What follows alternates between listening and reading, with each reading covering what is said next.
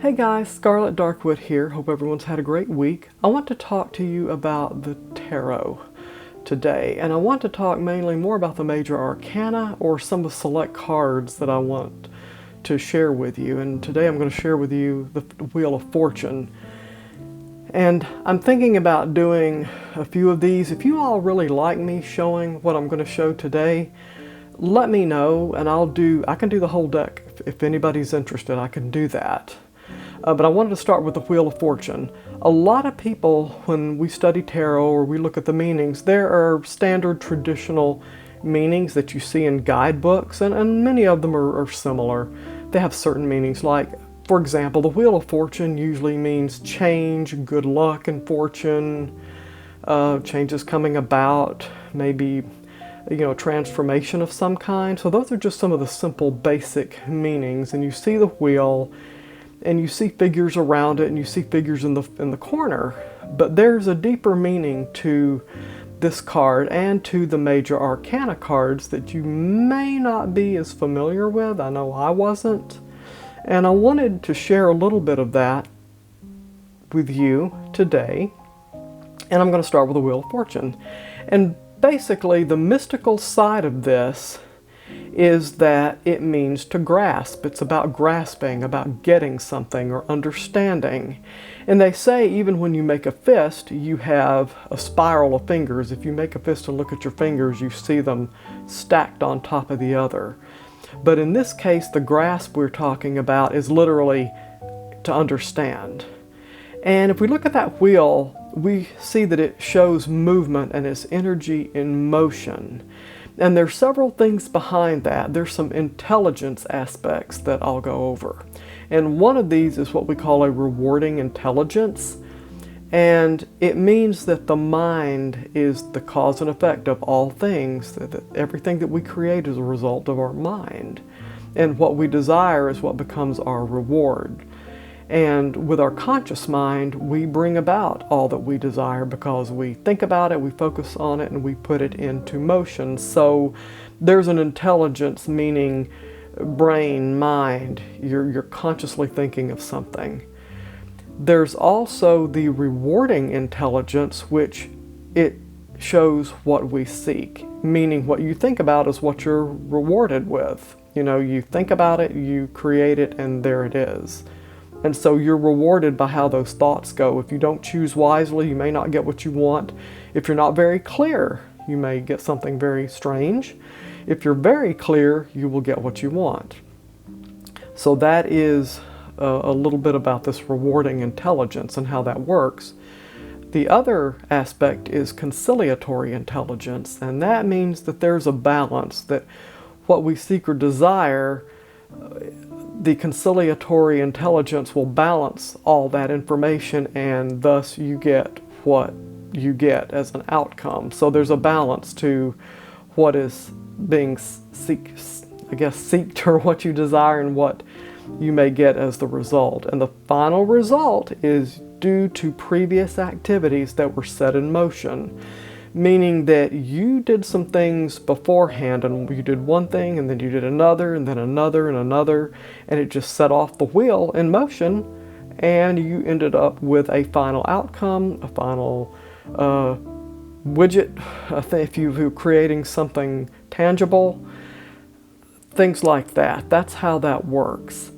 So we look at some of the planetary energies behind this card, and one is Jupiter, and Jupiter is the planet of largesse or beneficence. Usually when we think of largesse, it is giving a generous benefit to someone, that you have given them a gift of some kind. A lot of times when people do a large donation, somebody will say, "We want to thank you for your largesse." So it stands to be that if you do good, kind things to people or do something of benefit, you're probably going to reap a higher reward. So let's move to the figures around the wheel. Those represent the cosmic laws. So we see the lion, which is Leo, that's the element of fire. We see the eagle, which represents Scorpio, which is a water sign. We have the man, and that is an air sign, that's Aquarius. And then we see the bull, which is Taurus, of the earth. Now, we work with these elements and we control these, we rule these. And we can call on these to help us manifest. You know, the water, we have our intuition. The air, we have our intellect and our wisdom. We're of the earth, so we can bring all that energy down to a final earthly, mundane level and have something that we want. And fire is that energy that ignites and moves things in motion. It gets everything bubbling and going and heated up so that everything can take place, there's changes, and you end up with what you want. And remember, you have control of these. Now, the inner part of the wheel, if we look at it, shows the principles of alchemy, and it's known as the tria prima. And we'll see the symbol for sulfur on the right. We'll see Mercury, which is above. We'll see that symbol. And then to the left, we see the symbol for salt. And then if we look at the bottom, we see the symbol for Aquarius, which is an air sign, intelligence. And with sulfur, it's about dissolving, dissolution. And for example, we can dissolve old patterns of behavior. I mean, we have to dissolve a lot of things in our life and create something new. We have to get rid of things, and so we break it down and remove it. With Mercury, that's between a liquid and a solid state. If you've ever seen Mercury, it's not quite liquid, it's not quite solid. So that is a symbol for transcending life, death, heaven, earth. So it's that in-between or that transcendent state where you may not be quite one or quite the other in totality. You kind of embody both. And if you look at us as humans, our nature, our spirit, our bodies, we're both. We're not all just human and nothing else. We are spirit in that higher level as well, if we call on that or tap into that. And then you look at the salt, and that's base matter. It contracts and it crystallizes, and so you have the solid. But again, with all of this, you have intelligence that kind of guides this and puts it's conscious intelligence to put everything in motion. We build things, we maintain them a bit, and then sometimes we have to dissolve and do something else. So what this tarot key tells us, that there's some considerations here. One is the greatest poverty is boredom. So to be bored and to have nothing in your life and do nothing is total emptiness, is the worst kind of situation, is inaction, nothingness. The other consideration is the best way to dissolve evil is to laugh. Laughter, as they say, is the best medicine. And medically speaking, they say laughter really helps us physically as well. It improves our body. It just does good things for us. Another consideration is, you've probably heard this, it's not the final outcome, it's the journey, and that's quite true. We really enjoy everything the best when we're on the quest, where we're creating and we're anticipating, and that's where the magic is. That's what we really enjoy. The final outcome's great, but that's not the key here. It's enjoying the journey.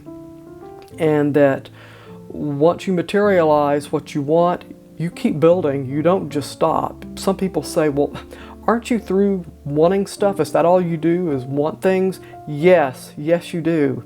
You want to move on to the next best thing, the next best project. You want to keep that wheel in motion because that's what brings you security and riches.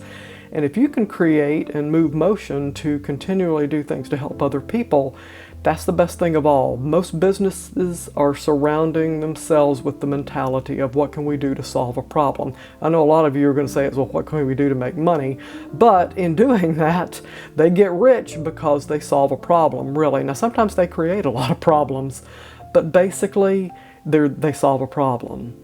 So that's a little bit more in depth on what this tarot key is. I found that very interesting. And if you would like for me to do more of these tarot keys, I will do that and bring in more of the mystical aspect. I have a couple of others I will do, but if somebody or if any of you would like for me to do the whole major arcana, I'll be happy to do that.